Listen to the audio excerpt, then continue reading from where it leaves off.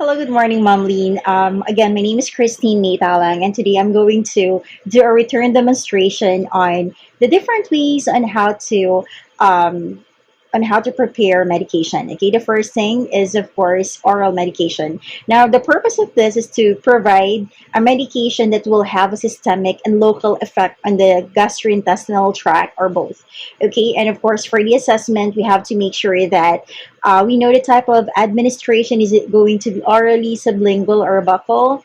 The allergies to medication by the patient. We also have to check for the client's ability to swallow, the presence of vomiting or diarrhea, as of course this will have an impact to the ability of the medication to be absorbed by the body. Specific drug action, client's knowledge and learning about the medication. We also have to make sure that we perform appropriate assessment like vital signs and make sure that we determine if these assessment will have an influence to the administration of the medication. Now, for the implementation, we have to make sure that we know the reason as to why the patient is receiving the medication, the drug classification, the contraindications, the usual dosage, and at the same time, any side effects or any contraindication of the medication. We also have to check the MAR. We check for the medications drug name, the dosage frequency, the route of administration, and of course the expiration date before we even administer. The rationale for it is because orders for certain medication expire after a certain period of time, and the prescriber may need to order another one. Now, if the MAR, for example, is unclear or if pertinent data is missing, all we have to do is to compare the MAR from the prescriber's most recent written note, okay, or written order. Now, if you've seen any discrepancy, then make sure to report it to your charge nurse or to the physician. Now, we also verify if the patient is able to swallow or is able to take medications orally. And then after we've done that, we organize our supplies. Now, organization of supplies is very important because this will save us time, and of course, it will reduce the chance of error. Okay. Now, for the performance, of course, the first thing we'll have to do is to perform hand hygiene and any appropriate infection control procedures or measures. We unlock the dispensing system. We obtain the appropriate medication from the refrigerator, from the cabinet, okay?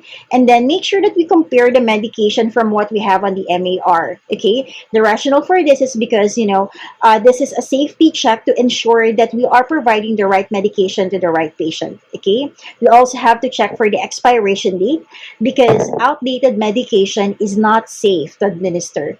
Okay, and lastly, we only use medications that have a clear and legible labels. This is to, of course, ensure accuracy. Now, after that, we prepare the medication. Now, in preparing the medication, make sure that you calculate the medication's dosage correctly and prepare the medications clean, okay? Because, of course, aseptic technique will maintain cleanliness of the medication. And then make sure that for the second time around, you check the label of the medication from what you have on the MIR because the second time that we are doing the checking will, of course, have a higher chance of us reducing or avoiding any errors of administration. Now, starting with tablets or capsules. So, in preparing tablets or capsule administration, make sure that we place the capsule or tablet directly into the measuring cup. Do not remove the medications package until you reach the bedside of the patient. The rationale for that is because the wrapper will keep the medications clean. Now, if you're using a stock container, all you have to do is just to pour the required amount of medication to the bottle cup, and then from the bottle cup you transfer it to the measuring cup. Okay, avoid touching the medication. Okay, so let's put it here. Okay, there we go. And then now, if, for example, the tablet or the capsule or the medication requires a specific assessment, Make sure that, of course, as a nurse, you know about it. If you need to do some pulse measurement, check for the respiratory rate or the blood pressure. This is, of course, to make sure that you complete the assessment prior to administering the medication. Now, if you as much as possible, do not break the tablet. Okay. Now, if needed be, then make sure to use an appropriate cutter, okay, for the medication. Now, say for example, the client is having a difficulty swallowing, you can definitely crush the tablet, but make sure to check if the tablet, can be or is allowed to be crushed. Okay. Now, if it's acceptable, then all you have to do is just to crush the tablet using a pill crusher, and then you mix it with a small amount of a solid food. Okay, so basically, that's about it. Make sure to label it and then let the patient, of course, take the medication. Okay, now in preparing the liquid medication, okay, make sure that, of course, you mix or you mix the medication before pouring. Okay, discard any medication that has changed its odor or turned into cloudy. Okay, so remove the top of the medicine and make sure that you do it um, upward. Okay, or you put the cup upward. This is, of course, to avoid um, contaminating the inside part of the cup. Okay, now for the label, make sure that it's facing your palm. Okay, and then if you pour it, make sure that the label is away from, of course, from the direction where you will pour it. Of course, the reason for that is to avoid contaminating the label, or should I say soiling the label, which will, of course, may have an impact on how we will accurately read the label moving forward. Okay, so hold the bottle of the label again, palm facing, okay, the label. And then after that, you place the medication cup in a flat surface, okay, and make sure that you pour the medication using the bottom meniscus. This is to,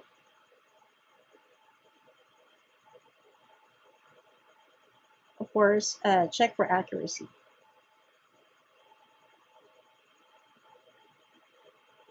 Now, after we have poured the medication, make sure that you wipe it with a paper towel. Okay. The reason for that is to, of course, get rid of the medication that was stuck on the lid of the bottle to avoid sticking. Okay. And then, if, say, for example, you are administering a very small amount of medication, okay, less than 5 ml, then you can use the oral syringe, which is, of course, dedicated for a small amount of, oral medication. But then again, after you prepare it, make sure that you label the syringe, okay, with the name of the medication and, of course, the route, because this will definitely avoid the medications being given in the wrong route to the patient. Okay, so basically that's about it. After you prepare the medication, make sure to label it as well, and then go to the bedside of the patient and, of course, assist the patient in taking the oral medication. Okay, so that's about it on how to prepare oral medication.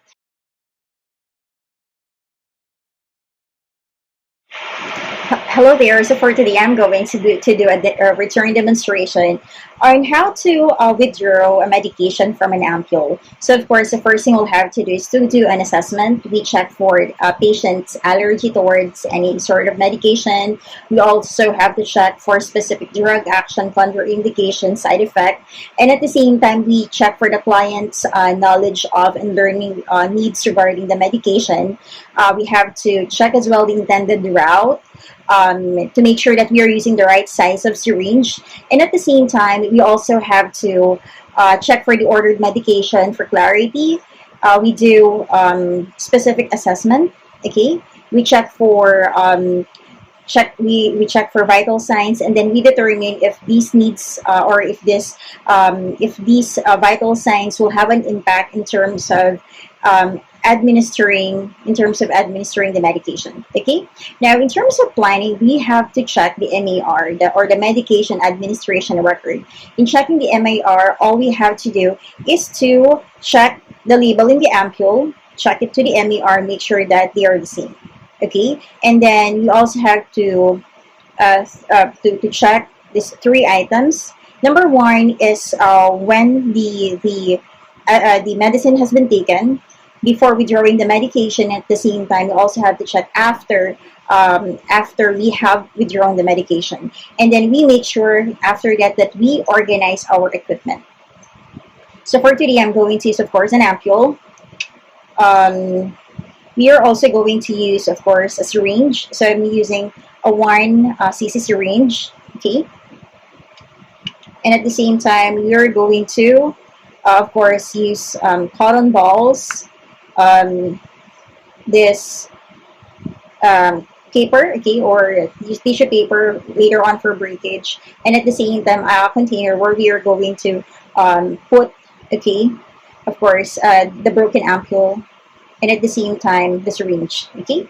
So starting with, of course, making sure that we perform hand hygiene, okay. This is for us to avoid contaminating, or this is for us to avoid putting on microorganism to, of course, to the medication, to make sure that we are following sterile technique. Number two, prepare the ampule, okay. Prepare the medication on the ampule. So the first thing we'll have to do is to flick the upper part of the stem. So this is the upper part of the stem. Make sure that you flick it. The rationale for that is to make sure that all medicines will go to the bottom of the bottle. Okay. The next thing is that you make sure that you use an ampule cutter. Okay. Or you can also use an alcohol wipes, or antiseptic wipes. Okay. In breaking the ampule, okay? Make sure that you put it around the neck of the ampule. The reason for that is to make sure that we are not going to injure our fingers, okay? So after we've done that, making sure as well that when you break the ampule, you break or you bend it away from you. The reason for that is because so that the broken glass, if in case, will go, of course, away from you. It's not going to be towards you, okay? And then making sure that you dispose the ampule or the broken ampule to the right container, okay? So I'll do it now.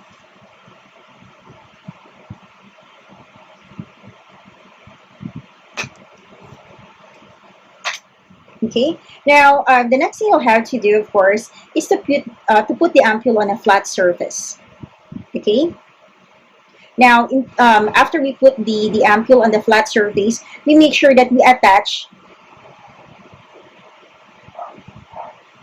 We make sure that we attach a filter needle on the syringe. Okay.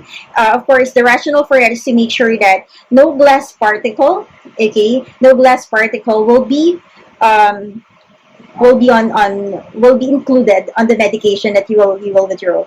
And then after that, you remove the cap and you insert the needle. Let me use this one instead. You insert the needle, okay, avoiding you touching the rim of the ampule, okay.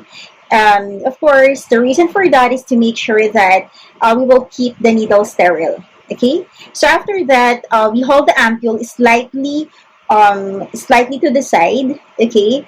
This will basically help us to get the medication easily, okay. So let's do it.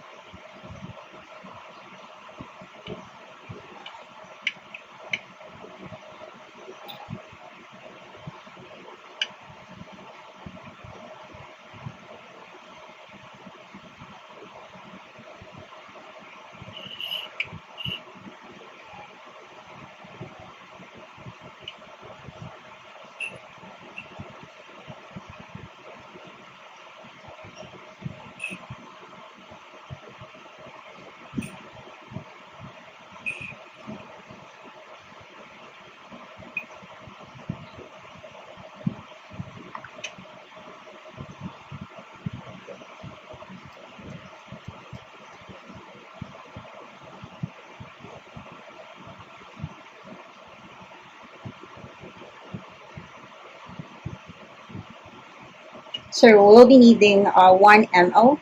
Okay. So right now I already have almost 1 ml.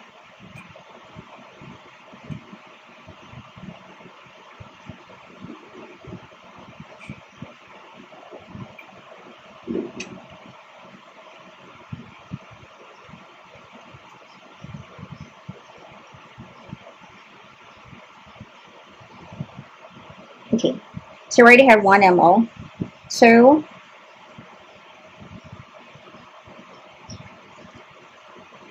the next thing we'll have to do is to replace the needle.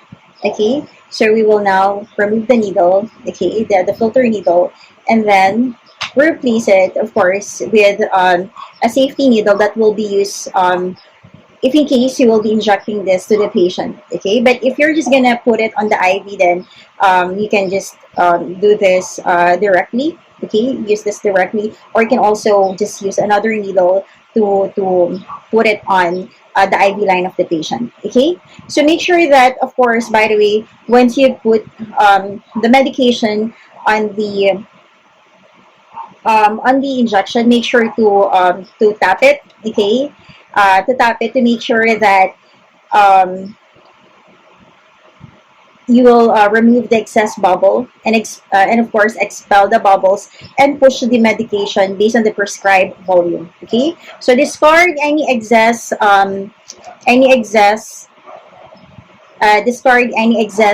medication, and then of course make sure that you just follow the ordered amount by the physician. So basically that's about it. That's about it on how to withdraw a medicine from an ampule. So now we are going to, or I'm going to do a return demonstration on the proper way of preparing medication from a vial. So of course, the first thing we'll have to do is prepare our equipment. So number one is the client's medication administration record, or the MER.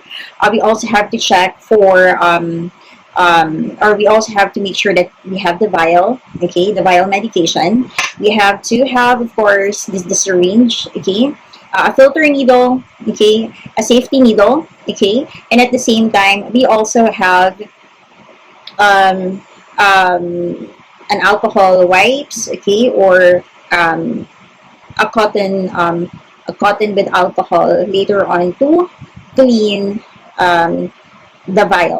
Okay, so of course, the first thing we'll have to do is to make sure that we mix the solution or perform hand hygiene first. We perform hand hygiene, okay, or observe any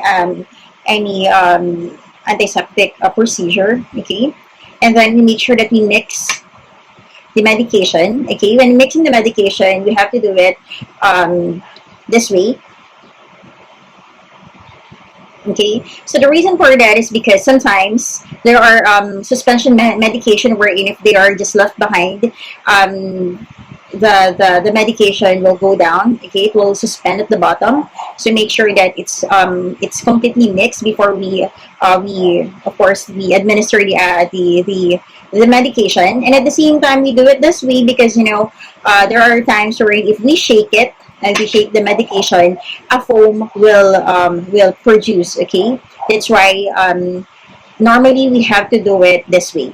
Okay, so we have to put it between our palm and do the rolling. Okay, and then after that, of course, you have to make sure that we remove the protective cap, which already did. Okay, remove the protective cap, and then we sanitize. Okay, the rubber. So of course, the reason why we have to sanitize is to reduce any microorganisms. So let's do it in a circular motion. Okay.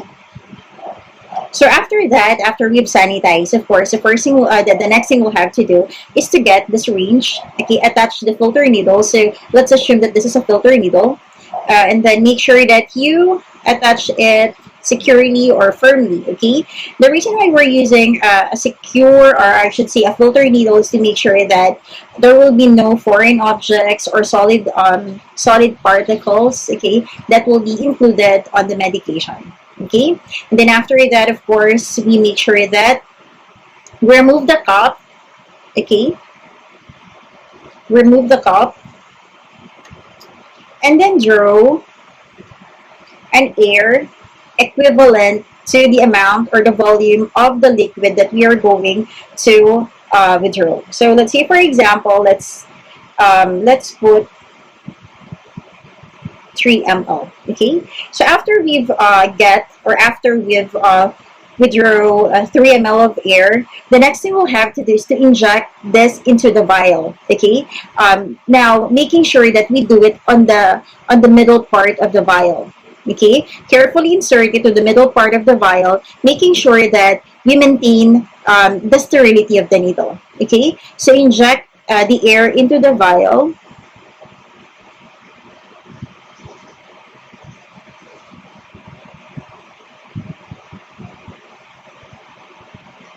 Okay, now when inserting this, we have to remember that the tip of the needle should be above, okay, the medication. Okay, should be above the medication. The reason for that is to avoid having bubbles or putting bubbles. Okay, or showing any type of bubbles. Okay, on the medication. Okay, so after we've injected all the air that we have on the syringe, the next thing we'll have to do is to hold the vial upside down. Okay, or we withdraw the prescribed medication by holding the vial down.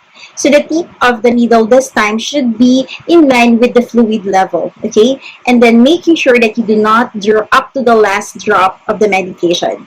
Okay, so the reason why it should be on the fluid level is to make sure that, of course, as much as possible, we only get, of course, medications from it, that we avoid bubbles. Okay, and then the next thing is that we do it on an upright position because it will be easier for us to get the medication.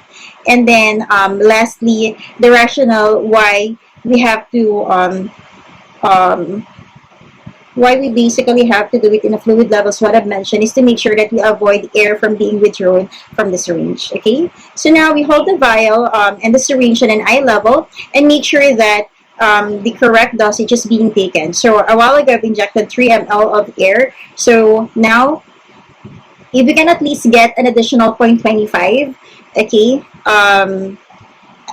plus the 3 ml. Okay, so let's do it now.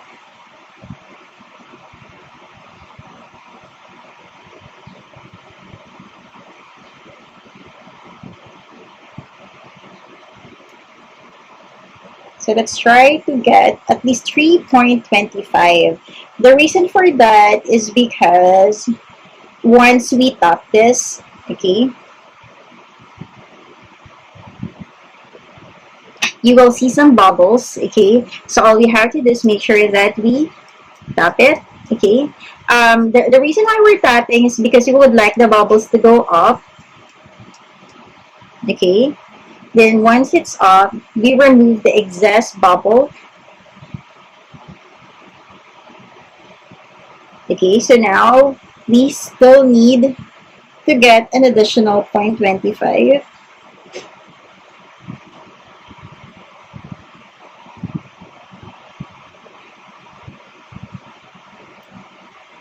Same thing again. We just have to and expel excess medication. Okay, so this time you already have 3 ml of medication from the vial. Okay, so after we've done that, all we have to do is to, of course, put or replace the cup in a scooping motion. Okay, and then we replace the needle with a safety. Replace, of course, the filter needle with a safety needle. Okay, label this, and then you can go ahead and, of course, have this injected to, or have this administered to the patient. Now, if you're injecting this, for example, for the patient, we just have to make sure that we label it properly, making sure that we put the right route, and at the same time, we also change the needle depending or using the right gauge, the right size of the needle. Okay, so basically that's it for withdrawing or for preparing medications from a vial.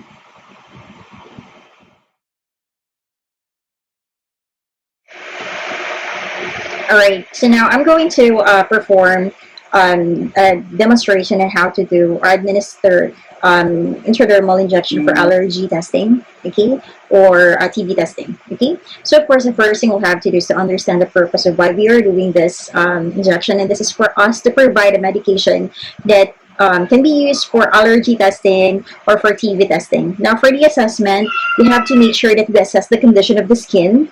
We also have to make sure that the client knowledge and of course an understanding and the learning needs about the medication is being provided by us. Aside from that, we also check for the medication's specific interaction, specific contraindication, or any contraindication, action, side effects. Okay, and lastly, we have to check the agency's protocol on the different sites that can be used for injection. So after that, for the preparation, we just have to make sure that we check the MER. Okay, check the label of the medicine, and of course, you have to counter check it with the MER. Make sure that it's, of course, it's the same. Number two is make sure that we check the label, the checklist ratings, three things from the MER. Number one is when was the medication taken from the cart.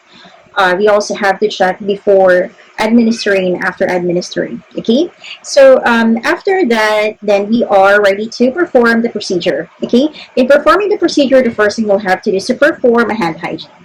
Okay, after we provide the hand hygiene, this is now time for us to, of course, prepare the client. So we prepare the client by making sure that we introduce ourselves, we explain the procedure to them, you verify the patient's information. Okay, you also prepare the medication. So I already extracted the medicine from the vial, so it's already here. And then after that, we also explain the procedure to the client, explain to them that a bleb or a wheal may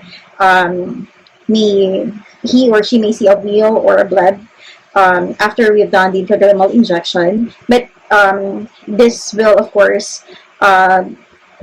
subside after a few hours. Okay, so explaining that will basically facilitate understanding of the patient about the procedure. And then after that, we provide privacy. So if you're, say for example, in a room, you just have to make sure that you close the door, you close the curtain, okay? So you just have to provide a patient's privacy. So after that, all you have to do is to select the injection site. Now, in selecting the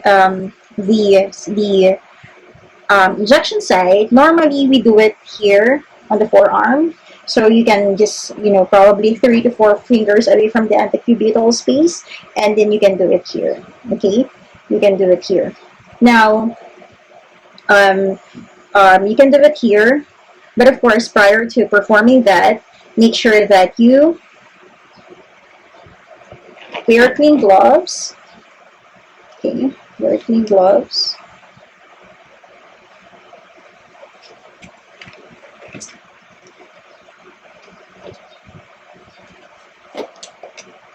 And at the same time, make sure that you clean, okay, the area that, of course, you will be injecting. So for now, I only have an orange here, so you just have to make sure that you clean the site. Okay, so after you clean the site, make sure that you now prepare the syringe for injection. Okay, in preparing the syringe for injection, make sure that there's no bubble in it. Okay, small bubbles is fine. It may not have a huge impact to the tissue, but of course, make sure that there's no much of a big bubbles or huge bubbles on it. Okay, and then number two, make sure that you grip the syringe using your dominant hand. Okay, close to the hand, holding between the thumb and of course the surface of the skin. Okay, so the bevel should be positioned up. So you basically do it this way.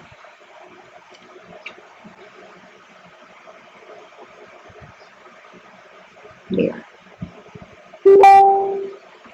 Okay, and then you inject it. Okay, inject it at least 5 to 15 degrees. Okay, 5 to 15 degrees from, okay, from the skin.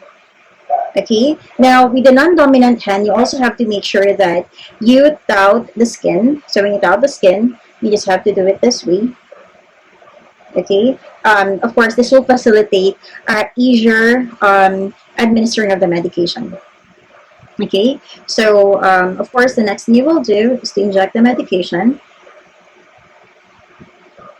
at least again 5 to 15 degrees, because if we do it more than 15 degrees, then you may hit the subcutaneous. Okay, so after that, you slowly inject the medication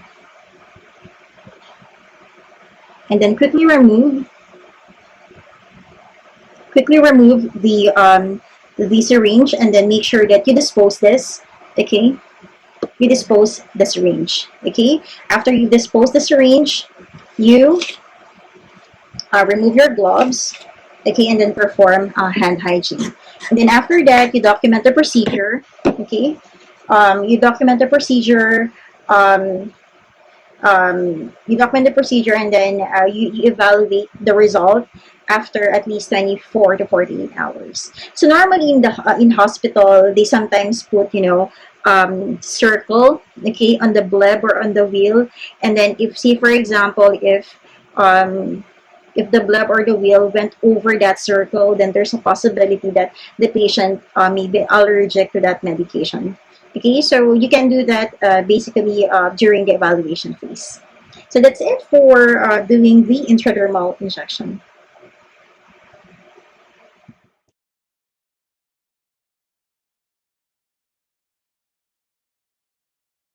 All right. Okay, so now I'm going to do a return demonstration on how to administer medication via intramuscular route. Okay, so of course, the first thing we'll have to do is to understand the purpose of doing the procedure, and this is for us to provide the medication based on the client's requirement, and then we assess for client's allergy towards the medication. We also have to make sure that we check for a client's understanding or knowledge and learning needs about the medication. It is also important for us to check for the height, weight, to make sure that we are using the right size of the syringe. And then after that, it is also important for us to basically check for the drugs, special indication, contraindication, or side effect. Okay, and then lastly, it is also important for us to check if the patient is able to cooperate with us, because if not, then we may need an extra assistance from someone. Okay, so after that, we of course prepare our equipment. So for now, of course, we'll be needing the medication. We'll be needing an alcohol swab or a cotton ball, of course, a syringe, um, um, clean gloves, okay, of course, and alcohol. Okay, so the first thing we'll have to do, of course, is to check the MAR, make sure that the label of the medication is the same as what we have on the MAR. You also make sure that you follow the three checks in of course the labeling, and of course the providing the proper medication based on the MAR, and you organize all of your equipments. Okay, so after that, we now proceed with the implementation. Now for the implementation, the first thing we'll have to do is to perform hand hygiene. The reason why we're doing this is, of course, as much as possible for us to avoid microorganism, okay, transferring microorganism to the patient, or to maintain septic technique. Okay, after that, we prepare for the medication. Okay, so I already have here the medication. I've already got it from the vial. So right now, there's no bubble, making sure that before you even do it, there's no more bubbles on the barrel of the syringe. And then after that, um, you you prepare the patient, okay, or you make sure that you provide privacy for the patient by closing the door, by covering the patient with a curtain and things like that. Prepare the client, you identify yourself, verify the patient's information to make sure that you're providing the right medication to the right patient. After that, you explain the procedure, okay? Because of course, explaining the procedure will facilitate better understanding and cooperation from the patient. Okay, so after we basically do that, um, you select the correct site. Okay, you select the correct site. Okay, so sometimes you can do it on the deltoid muscle, vasogluteal muscle. So basically, it really depends on where the medication should be injected. Okay, and then all you have to do is to check that the medication is free from any swelling, is free from um, any allergies or so on and so forth. Okay, and then as much as possible, you locate the exact site for the injection, and then you apply clean gloves. Now, since I'm not yet allowed to, of course, inject an individual, I do have an orange here, which for the meantime I will use for injection. So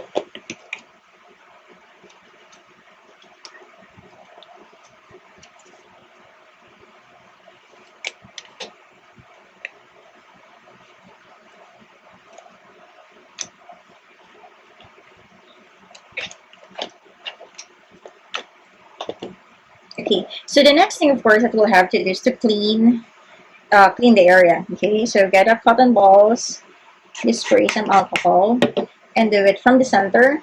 Okay, center to the outer. Okay, so then after that, of course, you discard. You of course you discard. This is for us to be able to prevent the entry of any bacteria to the skin of the patient. Okay, and then after that, we remove, or we now prepare the syringe for injection. So all we have to do is just to, of course, remove the needle cover. Okay, and then discard it without contaminating. Okay, without contaminating the needle. Okay, now using the non-dominant hand, we can do the Z track, okay, technique. So how do we do it? Using the ulnar part of the hand, you just have to like set aside the skin to this part, okay, about an inch, okay. You do it this way, okay. This is to make sure this will basically help us for the easier injection of the medication, okay, Z track. And then after that, um, we remove the cup, okay, and then we can go ahead and inject the medication at 90 degrees, okay, to the location.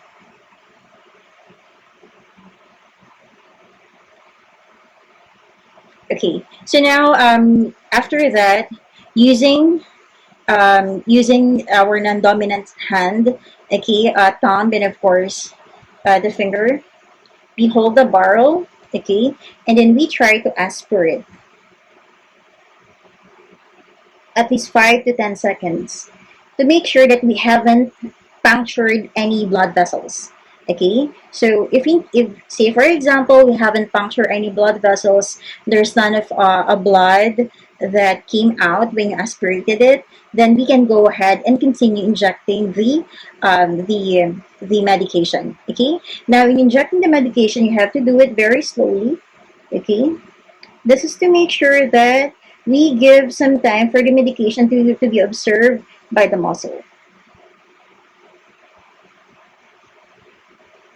And then after that, all you have to do is just to quickly remove the syringe, okay, the same direction that you, of course, you injected it.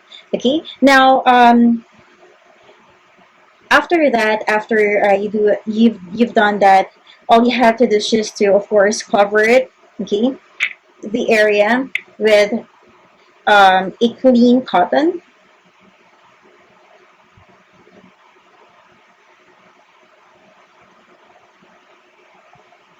Make sure that you apply pressure to it, okay, and then after that, you remove your gloves. Okay, it is not necessary for you to massage the area, because massaging the area may cause, leakage of the medication. Okay, so after you apply pressure, remove your gloves, then you document the procedure, the route, the medication that has been given, the patient information, and then all you have to do is just to evaluate, of course, the effect of the medication, um, to the patient, and do some follow up. And of course, if the desired effect um, has been um, has been provided, or has been there for the patient. Okay, so basically that's about it on how to inject intramuscular for drug administration.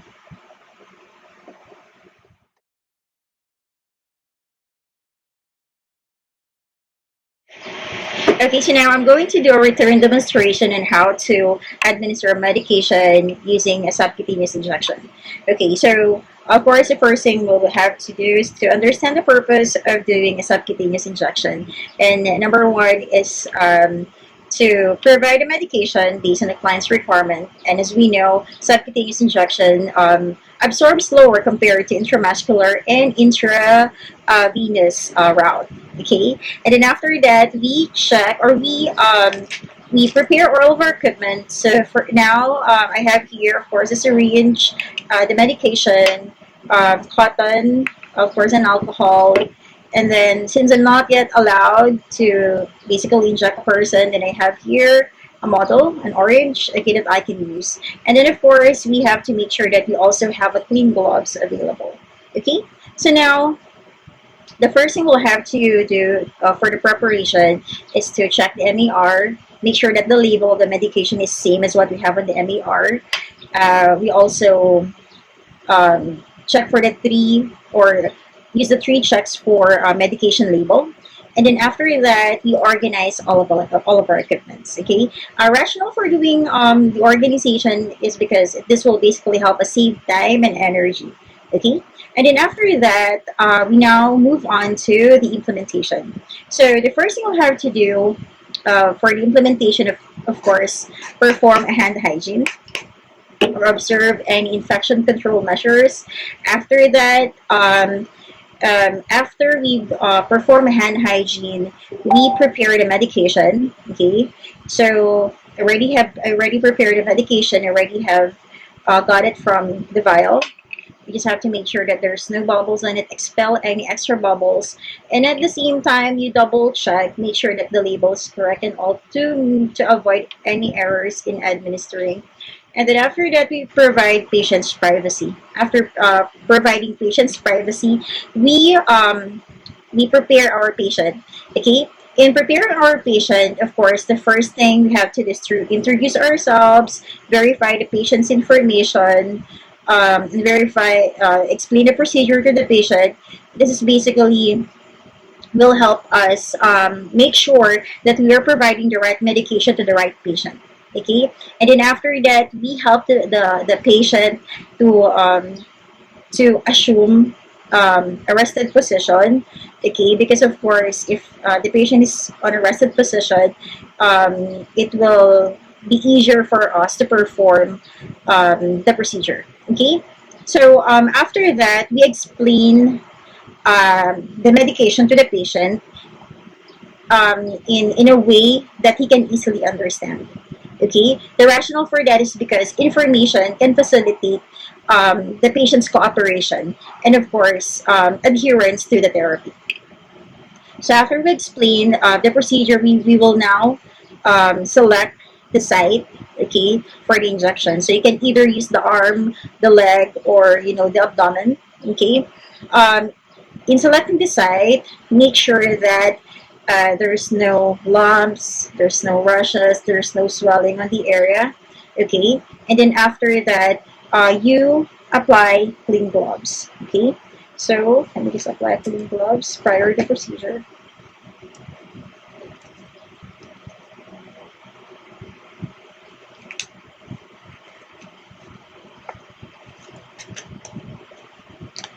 Now, after applying the clean gloves, you now clean the site.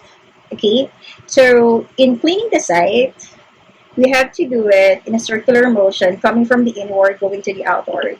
Okay, so at least 2 inches. Okay, and then we have to discard it.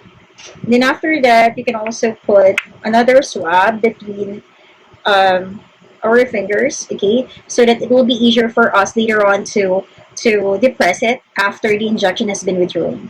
Okay, so after that, it is now time for us to inject the medication. So in injecting the medication, of course, the first thing we'll have to do is to grab or to grasp the syringe, okay, and then make sure to hold it between the thumb and the index finger, okay. So using the non-dominant hand, you you pinch, so you like pinch, okay, you pinch the skin, okay, and have it injected 45 degrees or 90 degrees depending on the body type of the patient. Now, if say for example, if the patient has at least 1/2 inch of subcutaneous fat, then you can do it 90 degrees. But if say for example, you're doing it on a patient who's thin, then you have to do it 45 degrees. Okay, so how are you going to check if you're injecting subcutaneous fat?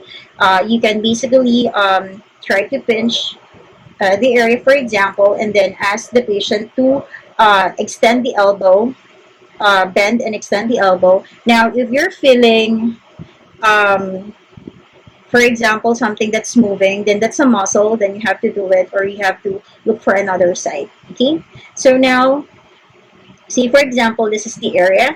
Okay, this is the side. So I'll be pinching it. Okay, so let's just assume that I pinch the area. Okay, so remove, of course, we remove the cup. Now, in removing the cup, we make sure that we don't touch, okay, we do not touch any inside of the cup, okay, to ensure that, of course, we are using a sterile needle. So again, we will be holding or grasping the syringe using our thumb and of course the index finger, okay, and then we can inject it at least 45 degrees. So let's just assume that I'm injecting a thin person. So let's pinch it, and then we do it 45 degrees.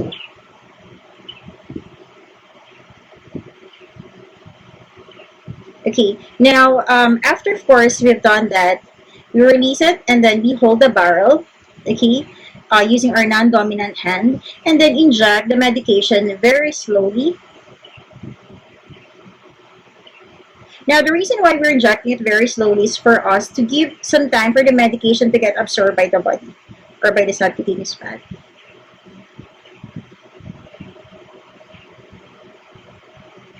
Now, after we have injected it, of course, we have to withdraw the syringe, okay, and then depress the area. Of course, depressing the area will, of course, avoid any discomfort from the patient, and at the same time, this will also avoid bleeding. Okay. So after we've depressed the area, we have to make sure that we discard. We no longer need to cover the syringe. You just have to discard it in the container for sharp for sharp objects. Okay. And then after that, we document the procedure, we document the route, we document what we have done, okay, yeah, including the name, the route, the medication dosage to the client's chart, okay. And then after that, we assess the effectiveness of medication to the patient, okay. So remove now our gloves, and then we perform hand hygiene. So that's it on how to do a subcutaneous injection in administering medication.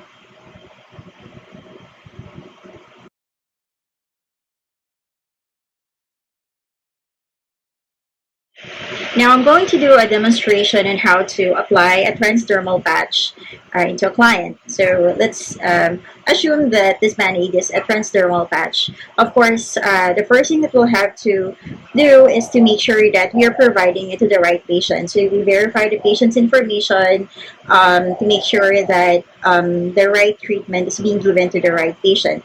After that, we also perform hand hygiene.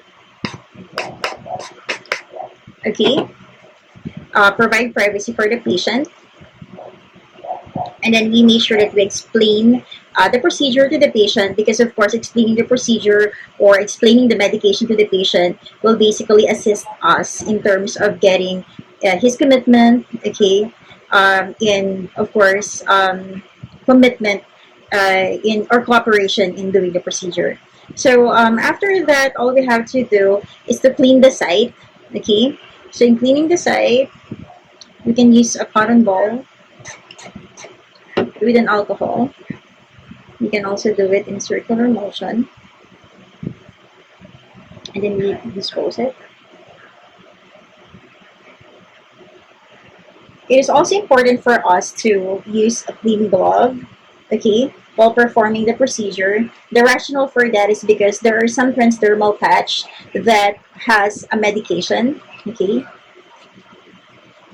and of course we have to protect ourselves from it. Now I'm putting clean gloves, okay.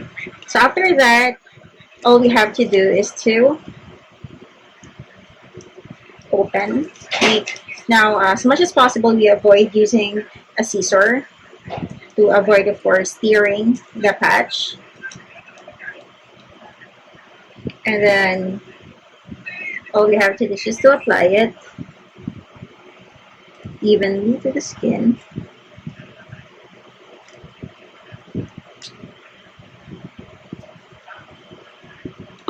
And then using, of course, our fingers, we make sure that with it. Okay, so after that, we can now remove our gloves and perform hand hygiene. So after we perform hand hygiene, we make sure that we document the procedure and assess for the effectiveness of the medication. So that's it for applying the transdermal patch for the patient.